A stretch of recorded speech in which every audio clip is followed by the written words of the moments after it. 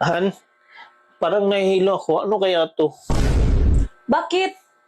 Baka puyat ka lang? Ang alam ko Han, hindi eh. Kasi kumpleto naman tulog ko eh.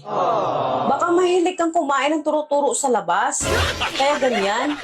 Isipin mo mabuti kung saan ka nakakain ng turo-turo sa labas. Ano ba yung turo-turo? Yung turo-turo, yung lutunan na tinuturo mo, yung gusto mong kakainin, na ready na lang siya ilagay sa pinggan at kainin mo, yun yung turo-turo. Wala akong maalalahan eh kung saan ako nakain ng turo-turo. Ang alam ko, ikaw lang yung tinuro ko. Ayan ka na naman eh. Ang takaw-takaw mo kasi. Kung ako sa'yo, huwag ka na kumain sa gabi. Paano naman ako makaiwas na kumain sa gabi? Eh, hinahawakan mo yung ulo ko. Alam mo, kung ako sa'yo, iwasan mo lang kumain ng mga matataba. Kasi alam ko, kolesterol yan.